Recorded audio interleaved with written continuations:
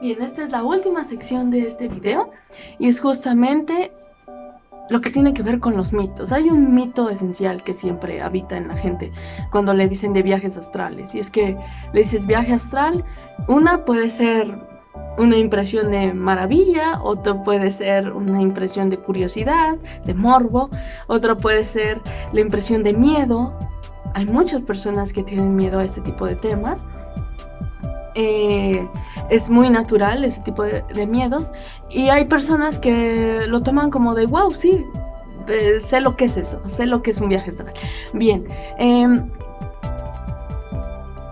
el mito más fundamental porque a la gente le da miedo es: ¿y si se sale el alma del cuerpo y ya no regreso? No, falso. El alma no se sale del cuerpo. ¿Está bien? Entonces, a veces estamos tan concentrados en nuestro cuerpo físico que creemos que somos eso y que todo el universo y el todo está contenido en este cuerpo físico. Y en realidad no. Todos estamos interconectados con nuestro cuerpo de deseos, nuestro cuerpo del pensamiento, nuestro cuerpo químico, nuestro cuerpo etérico. Todo está compenetrado y existimos en el todo, y el todo existe en nosotros también. Entonces, no hay ninguna salida del alma, no es que nunca vayas a volver. Claro que vas a volver. Esto solamente es una cuestión de modulación de frecuencias del cerebro. Entonces, esta modulación de frecuencias lo que hace es cambiar el estado de conciencia. ¿En qué estado de conciencia nos encontramos? ¿Está bien? No hay salida del alma, no hay salida del espíritu.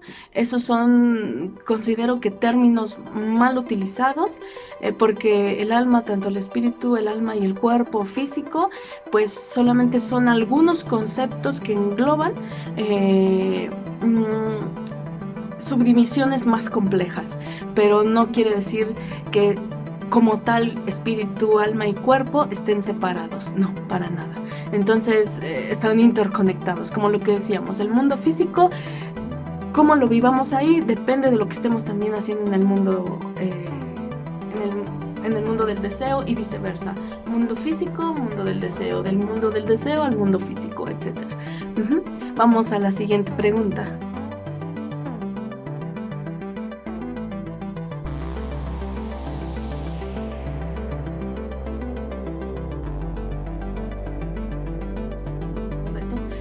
Algunas personas consideran que estas cosas de las que hablamos, ¿verdad? Algunas personas, es porque nada más nos gusta fanatizarnos por temas esotéricos. Ya hablamos del término esotérico, ya podemos hablarlo libremente, ¿verdad? Sin prejuicios, sin clichés, sin nada de lo que no sea realmente ser culto y leer qué significa históricamente el término. Aquellos que a veces piensan que esto está salido de la manga, ¿verdad? O que alguien se lo inventó, lo soñó, lo imaginó. Bueno, la imaginación es algo diferente, la invención también. La imaginación, bueno, está por ahí del nivel de la invención, un poquito. Y de ahí vienen los sentimientos, las emociones, las sensaciones, las pasiones, ¿no? Luego el mundo físico, que es la construcción, el trabajo físico, el esfuerzo, incluso el dolor y otra clase de situaciones, ¿no? Pero hay ejemplos de personas que haya sido muy evidente que están trabajando con ese mundo del deseo o ese mundo astral. Sí, hay gente que ha sido muy famosa y que usualmente trabaja mucho con este mundo del deseo. Una vez recuerdo que, bueno, cuando era muy muy chica, escuché hablar de Nikola Tesla. Escuché su historia acerca de la rivalidad con Thomas Alva Edison y otras situaciones en las que él se encontró, ¿no? Si no conocen a Nikola Tesla o no han escuchado su biografía o leído su biografía, se las recomiendo mucho. Yo creo que es mi ejemplo favorito de cómo una persona puede tener tanto contacto con el mundo del deseo y con mundos aún más superiores, que literalmente baja información, ¿no?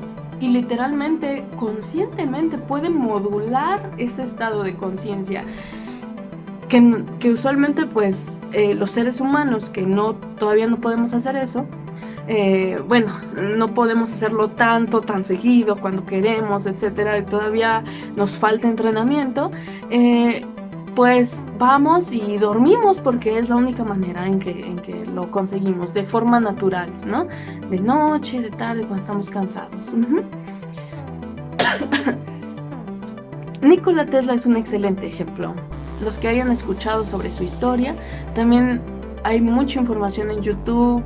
Otra que no se me hace tan fidedigna y otra que sí se me hace más clara. Nikola Tesla prácticamente tenía una cuestión, y es que él se desenvolvió en el área de la ingeniería, de la tecnología como tal, y era un inventor, era un genio. ¿Qué es decir que tienes el genio, la invención despierta? No es cualquier cosa. Muchas veces hay personas que esto es una cultura colectiva que usualmente abunda, y es pensar que el genio es aquel niño que tiene muy buena memoria o que a los 5 años sabe tocar muy bien el piano. Esotéricamente hay explicaciones para esto, pero no tiene que ver con genialidad ni con esa genialidad inventiva que da otro tipo de evolución más densa, por así decirlo, más intensa, más formidable, ¿no? Estos son casos muy aparte y no son casos que tocaría en este tema, ¿no? Las personas que, como Nikola Tesla, por ejemplo, que maneja la invención, que tiene las imágenes aquí, y que la imagen existe, que incluso él mismo puede llevarse a un estado de conciencia en que puede sacar planos, estructuras, imágenes claras de lo que quiere plasmar físicamente. Eso es un genio despierto, eso es una invención de alguna manera, es decir, toma información de mundos superiores y las baja y las materializa en el mundo físico, y las pone a funcionar, las echa a andar, ¿no? Y cosas que no existían, cosas que el hombre como tal no iba a venir viendo echarse poco a poco en crecimiento, y que la investigación y que bueno, ya hubo conocimiento antes de esto y entonces se le agrega esto. Nikola Tesla no, él bajaba información, no la subía, ¿no? Es decir, no partía de lo ya hecho aquí y luego lo mejoraba, no, él inventaba, él tenía el genio despierto, él era capaz de poder hacer eso, ¿no? De poder bajar información, es decir, visualizar cierta situación como la luz debajo del agua, ciudades marinas donde había iluminación eléctrica, siquiera concebir que podía haber esto que se llama internet, todas las telecomunicaciones, las cuestiones inalámbricas, el wifi, la energía libre.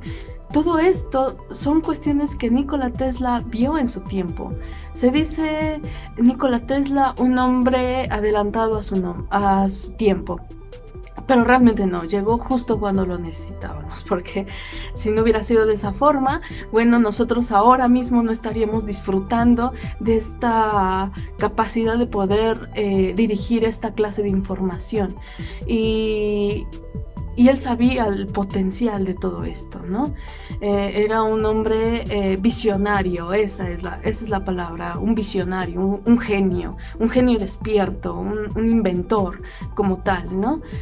Inventor aquí porque en el mundo del deseo, aunque ya existía la imagen y él podía traerla aquí, que es algo que para los seres humanos a veces es muy complicado si dicen, ok, yo quiero hacer un muñeco de tela, ¿no? Y quieren materializarlo, el muñeco no sale igual, ¿no? Y no funciona. Entonces, necesitamos trabajar mucho esa parte de tener una idea, imaginar la idea, el sentimiento, la emoción, la sensación, la pasión que nos lleva y nos hace ejecutar el trabajo físicamente. Nikola Tesla, sin duda, manejaba muy bien eso. Y eso quiere decir que se tiene un gran contacto. Incluso él llegó a hablar de elementales, incluso de otras razas extraterrestres, de hablar con seres o con maestros ascendidos. Él tenía una gama de cosas maravillosas y él, por supuesto, fue un gran esotérico. Si uno lee bien, digo, sin irse con la información que es falsa, tener un poquito de cuidado a la hora de seleccionar la información, eso es todo, pero hay mucha información muy interesante acerca de él. Yo como física, ¿verdad?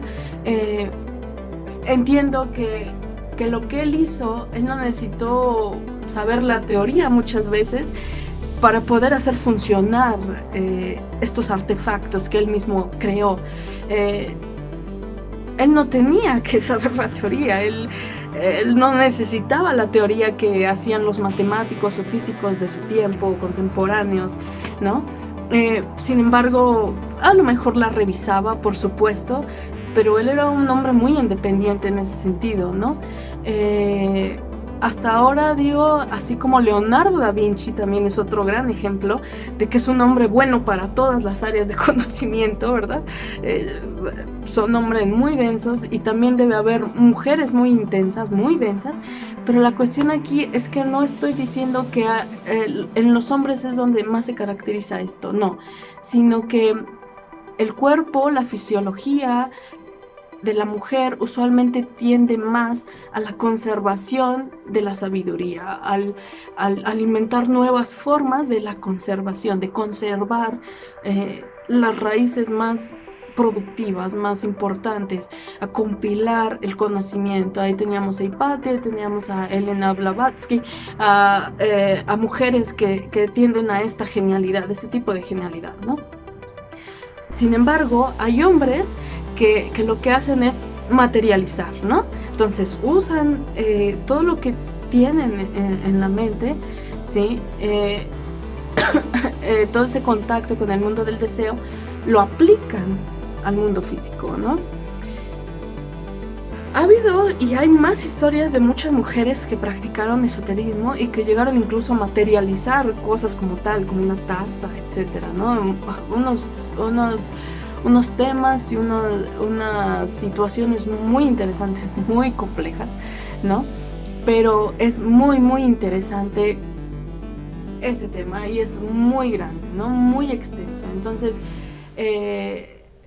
estos son pobres y pequeños ejemplos de gente que ha hecho cosas extraordinarias con el mundo del deseo, con el mundo que aún no vemos, el mundo del pensamiento, que eso va a venir más adelante, pero que es en definitiva muy importante. Vamos a la parte 3.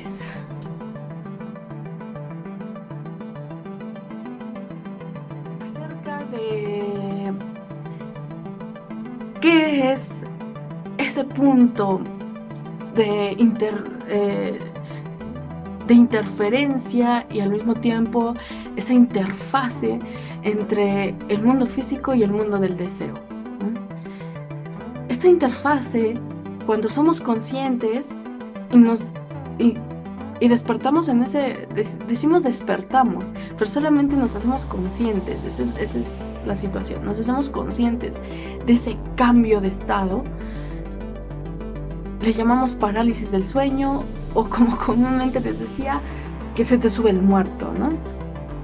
Como les decía, había visto un youtuber que lo manejaba. Es la primera persona que veo que hace eso y creo que ha hecho bien en mencionarlo. Porque en efecto hay veces que lo sentimos, que sentimos esta experiencia, o tenemos esta experiencia de la parálisis del sueño, y es en verdad muchas veces terrorífico, ¿no? Más para las primeras personas, porque escuchan lamentos, ven sombras, ven brazos que los jalan al lado, que se sienten extremadamente pesados, y no es esa sensación realmente que alguien tengas encima. Puedes sentirlo, pero no es exactamente que alguien tengas encima, sino que el cambio de densidad es tan brusco, tan abrupto, que tienes esa sensación de quererte levantar, por supuesto, en el cuerpo de deseos, pero el mundo físico aún es demasiado denso y pesa no desdoblarse, no usaría esa palabra exactamente, pero pesa ese cambio de estado, es muy pesado. Y luego escuchando esas voces y esos seres que andan por ahí y que están debajo de la cama y lo sabes, o esas sombras que te están rodeando, es la parte más densa, la parte más baja del mundo astral, del mundo del deseo, y que por supuesto es con la primera que nos topamos casi siempre, ¿no? Si nos quedamos ahí atorados porque andamos muy estresados, usualmente, tomen en cuenta esto, los doctores lo que dicen es que esta parálisis del sueño se debe a niveles de estrés en la persona. Suele pasar, ¿sí?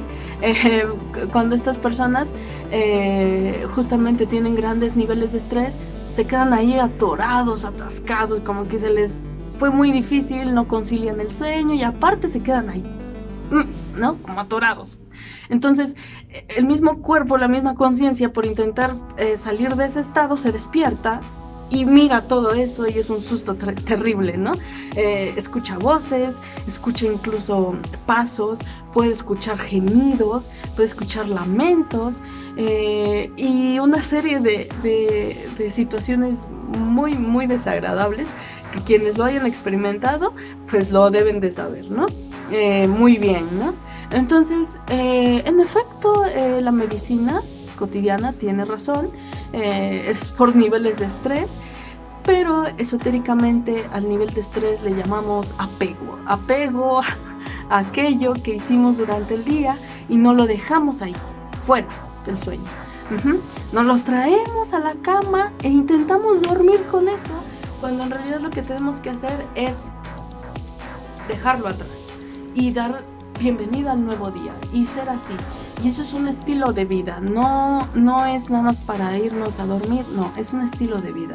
Aprender a decir adiós, aprender a decir, a fluir, a decir que algo debe de detenerse para que venga algo nuevo. Entonces, para recibir el nuevo día hay que hacerlo. Eso debe ser un estilo de vida, para no tener tampoco esta clase de experiencias, ni pesadillas, ni situaciones desagradables, que a veces, pues, sin que uno se dé cuenta, uno mismo se está provocando. Y aunque uno no sepa las reglas del juego, pues uno está en el juego y eso no lo podemos evitar. Entonces, muy bien, yo considero muy, muy buena esa aportación de ese youtuber. Recuerdo que ya tiene un tiempo que lo llegué a ver y dije, wow, es la primera persona que veo que habla sobre la parálisis del sueño de ese momento. Es increíble porque la gente te comparte su conocimiento y eso tiene muchísimo valor, ¿no? Entonces dices, wow, ¿no? Casi nadie habla sobre eso porque casi nadie se ha dado cuenta, pero él se dio cuenta que así le pasaba y entonces lo descubrió, lo autodescubrió. Entonces, una de las cosas maravillosas y que a mí también me pasó fue que yo también autodescubrí eso acerca de esa interfase en que uno se encuentra. Ok, ya te despertaste y te sientes muy, muy pesado. Bien, les voy a decir qué van a hacer. Si se sienten muy, muy pesados, si les da mucho, mucho miedo, les voy a aconsejar que si tienen alguna religión, practican alguna religión, adoración a algún dios, de preferencia más cercano a la luz, ¿sí? Les aconsejo mucho que ustedes lo llamen. Oren. Yo en lo personal llegué cuando de plano no lo soportaba y era muy desagradable. que fue solamente al principio, ya no fue después ya nunca me volvió a pasar, pero al principio me llegó a suceder y lo que llegué a hacer fue orar un Padre Nuestro o simplemente pedir ayuda a Dios, a un ser superior. Y bien en el momento me despertaba o bien en el momento me soltaba todas esas sombrillas que me estaban ahí como queriendo hostigar, molestar, ¿no? Lo que hacían, bueno, no te hacen daño, eso es cierto, pero sí es como de que te está dando miedo porque no te dejan en paz, etc. Entonces, orar es la mejor manera. Oramos, pedimos ayuda, confiamos y pedimos ayuda, nos calmamos.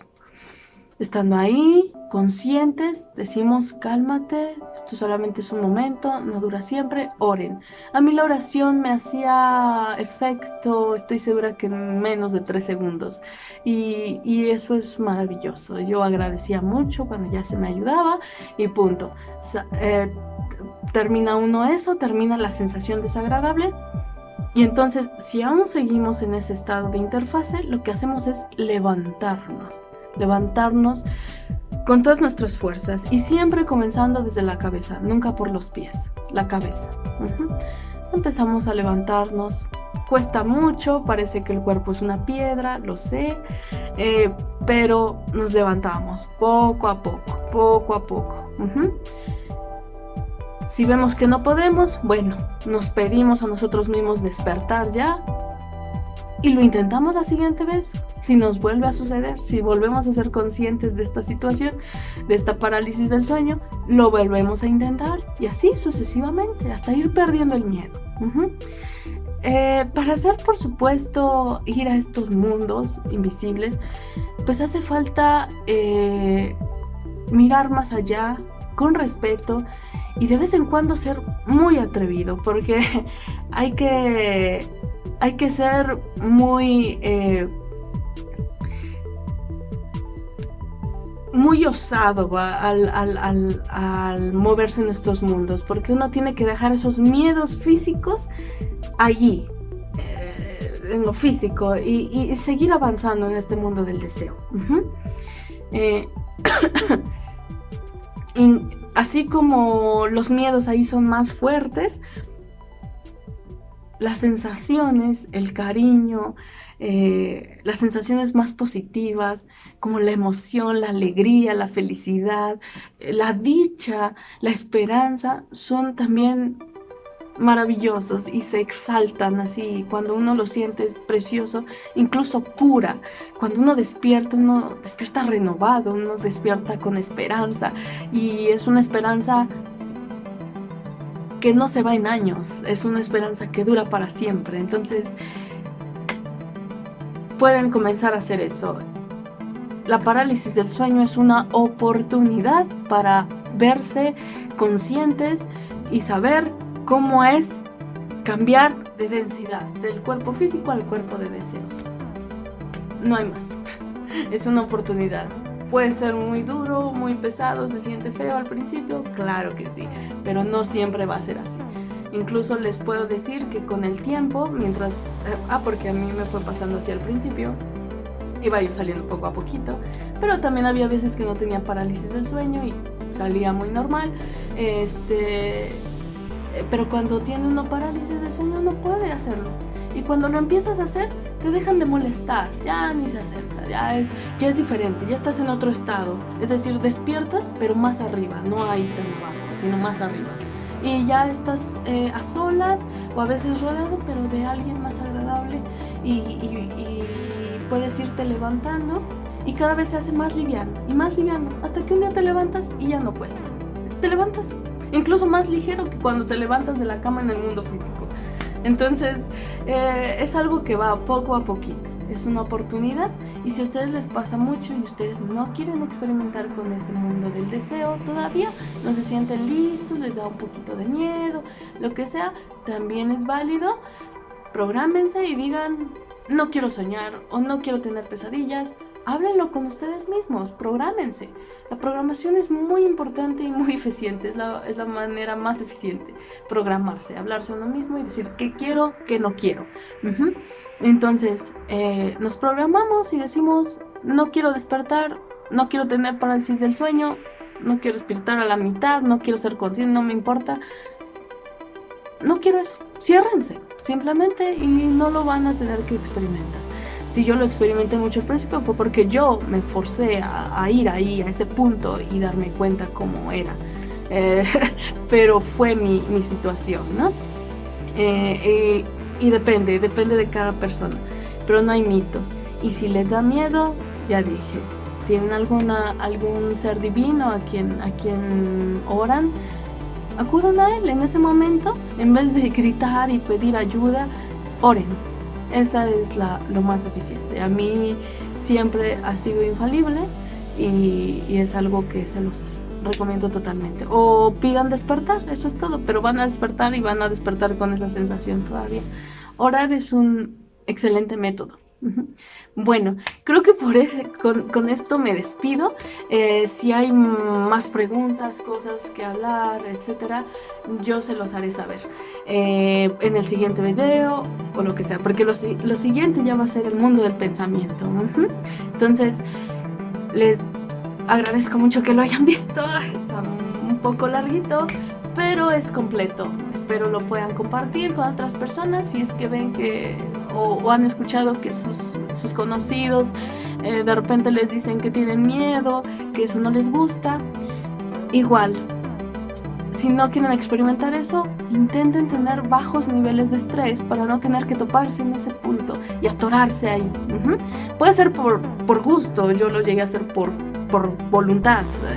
Yo me programé a despertarme en ese punto. Pero hay personas que no lo hacen a voluntad y se despiertan ahí, ¿no? Entonces, ustedes pueden programarse bien y decir, no quiero esto.